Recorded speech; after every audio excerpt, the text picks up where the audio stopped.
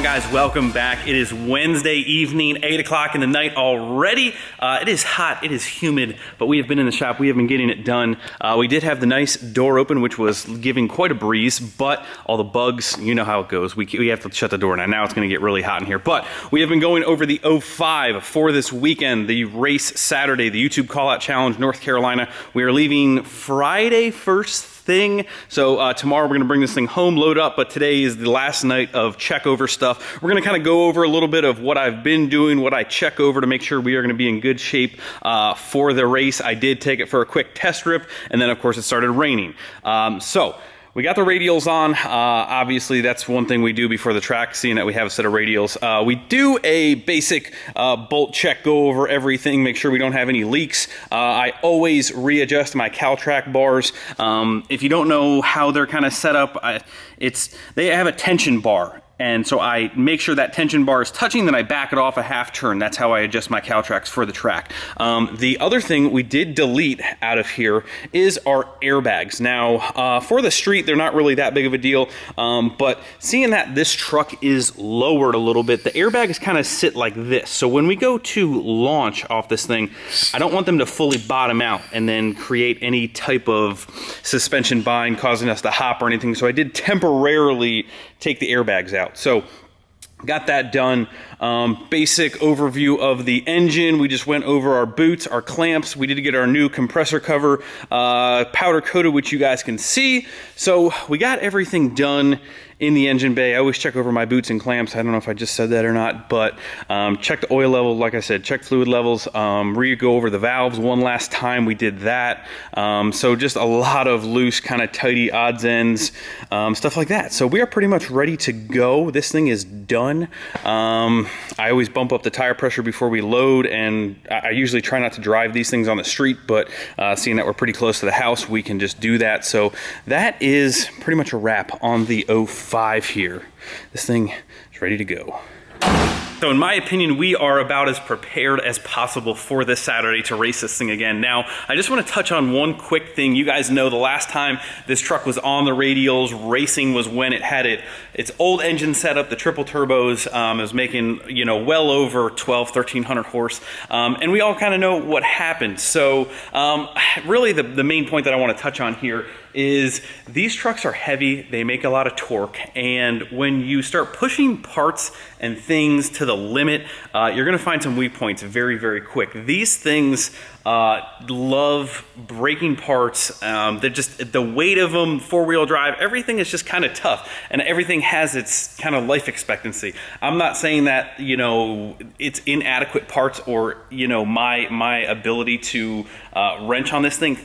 Racing these things and making a lot of horsepower are just tough on parts in general. So I've been seeing a couple of comments, and this isn't really addressing those. It's just the fact that it's not me and my ability to not know how to work on these things, and it's not the parts involved with making this thing. It's just the recipe of making a lot of horsepower, making a lot of torque, putting sticky tires on it, and trying to go fast down the track. Things possibly are bound to happen, and if they don't happen, it's when are they going to happen? So, you know, I don't mind working on these things. You guys know that I love the process and the build just as much as actually using these things. So it's not like I'm saying all this stuff and expected to have issues. I'm just kind of relaying, you know, the mindset of, you know, let's just take this for example. Everyone always says, Greg, oh, my camera, ooh, we just kind of did a little dip there. So all right, let me just give you an example. My tow rig. My tow rig I use every day. I put at least 100 to 200 miles on it every day. It's got a turbo, it's got a fuel system. I've had put different injectors in it.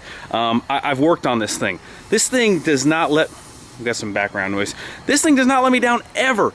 You know why? Because I don't go take it to the track. I don't go try and beat the ever-living crap out of it. I'm well within making the power for what all the parts are planned for. So when you go to something like this, and you just want to make the most power, you want to have the fastest time, and you want to go nuts with it, which what this is, you know, you can't do that forever and never expect any problems. So and again, I don't expect to have problems, but if they do, it's for a reason. So, right, anyway, rant over, done. Hopefully that made some sense. Main takeaway point is that if you're going to push things to the limit, you can't expect them to live forever is what I'm pretty much getting at. But anyway, this thing on the slicks, by the way, this thing on the slicks is by far my favorite look of this entire truck. It is just, man, there's something better.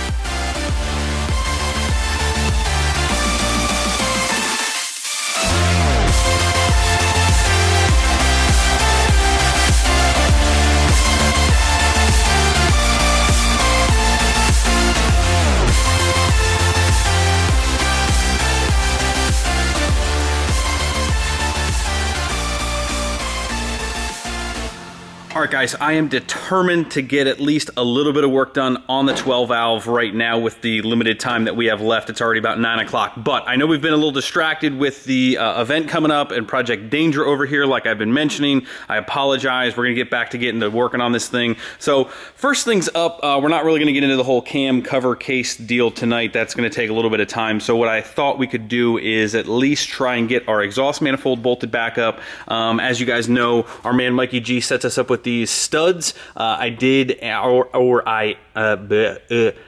am going to be using new exhaust manifold gaskets, even though the old ones really weren't that old. I always, every time it comes off, I try to put new gaskets on it. So we did have some of those. So we got new exhaust manifold gaskets. So the big thing is that we had to take off our exhaust manifold. This whole ordeal is because we are going to be running our exhaust manifold normally. It'd be bolted to the block like this, kind of with the angle with the flange pointed down. Now we are going to be running it opposite. So if this was the opposite way, this would be flipped like that, pointed up, which we are going to do. So we're pretty much ready to bolt it back on. What we have to do that I thought would be easier now is to run compound turbos normally with the flipped up position, and it's probably a little easier to see. I'm going to put this on, but we are going to have to swap out these studs that bolt your exhaust housing to. See how the length of these right here, it's not super long, but it doesn't need to be. The exhaust flange just kind of takes up to here, and then we bolt from there. But we are going to need to run a spacer, and that is to gain some clearance to clock our compressor housing on our manifold charger a little bit differently. And again, might not make sense now, but this is the stainless diesel. It's a 1-inch spacer that pretty much is going to get bolted just like so. Kind of just gives us a little extra clearance, and I will show you exactly why, but they give you longer studs to run in here. So we're going to put those in. Now, luckily, the other ones came out pretty easily, and you can kind of see the difference in length here. That's what she said. But we're going to put these in, put that spacer on, and then go from there. So that is the next step. We'll get this all bolted up, and I will show you guys exactly why we're doing this, and then get our manifold charger hopefully bolted on as well later tonight.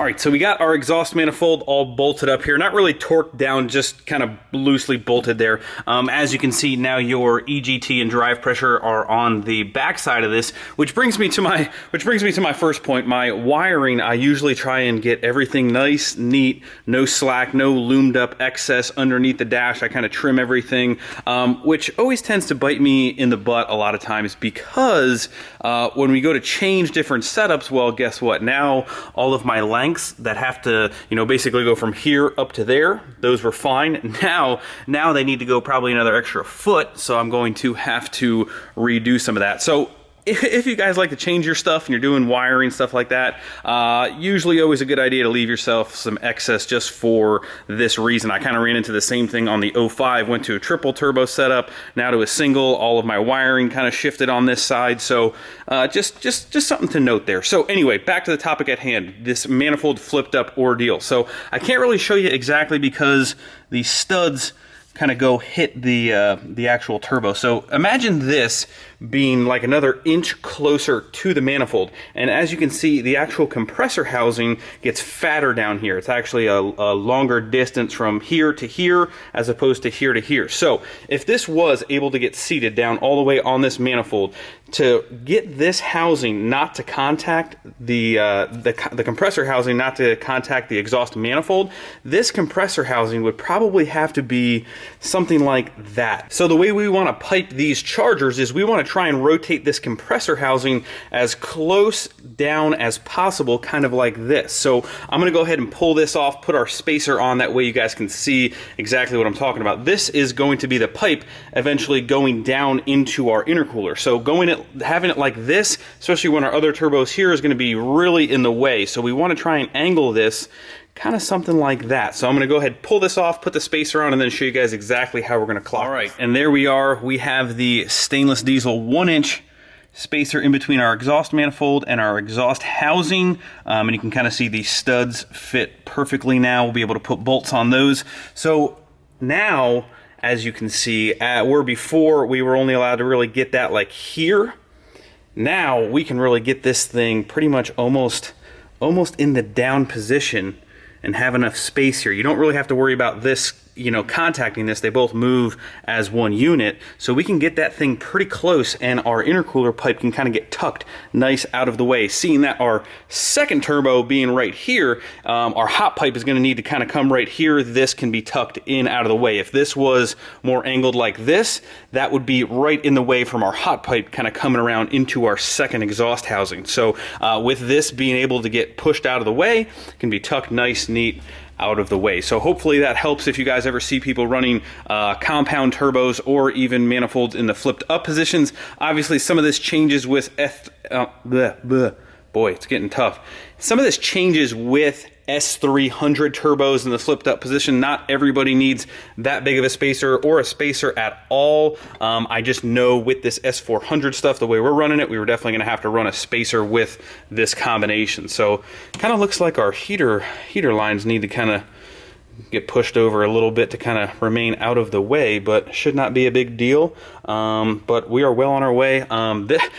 Look at how, give this video a big thumbs up if you guys are pumped. Like, just look at that thing and just know that there's going to be another big massive thing here. I'm pretty sure that deserves a thumbs up. This thing, I'm pumped. I can't wait. We need to get our weldable flange so our pipe can go into our second compressor housing. We'll have to weld that onto this section. But other than that, I don't know. We might need some exhaust housing blankets to kind of dress this thing up a little bit, but we're well on our way. Then we can, what we're going to do is use our cherry picker, kind of like how I did with the triples, hang that one kind of where we want and start mocking up all of our piping. But first step is we're going to probably need to get our weld on face here. We're going to end up V-banding everything on this. There's going to be no boots or any sort of thing like that. We're going to probably have one intercooler boot down here, but everything else is going to be completely V-banded. It's really the easiest, kind of nicest way to do everything very cleanly. So hopefully those two little tidbits helped. It is getting late at this point, and Greg needs to go home and eat dinner and still shower and wake up tomorrow. So one last little tidbit for you guys.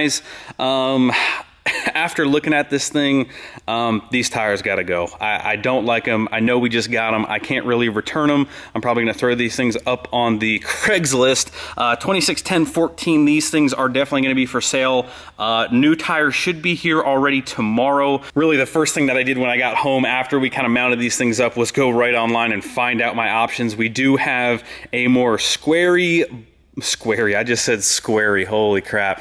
The language is getting tough for me tonight. A more square, flatter shouldered. They are still going to be obviously a street tire, seeing that this is the ultimate pit vehicle here, not anything to do with off-roading. I know, you guys are, it doesn't need to go off-road. If we want to go off-roading, we'll put the other tires back on. But ultimate pit tires, I have a new option. They're going to be here tomorrow. I think you guys are going to like them. It is going to give it a totally different look, but just to keep you guys updated on that. I know a lot of people were kind of with me on the whole roundish kind of look, and they just, yeah, anyway. That goes back to the same thing as you guys see pretty much everything almost on a daily basis. You guys know how much we kind of went back and forth with the look on the first gen for me to get happy. A lot of this stuff takes some tweaking. So you guys just happen to see all of the different stages before it gets tweaked to its final, as opposed to just seeing a picture of it finally being done. You guys see, you know, all of the little changes and back and forth with the cosmetic stuff. Anyway, guys and girls, that is going to do it for this video. I will see you guys tomorrow. Hit the like button before you leave. Subscribe if you have not already. Come on, who is not pumped to see some big turbos on this thing? I'll see you guys tomorrow. See ya.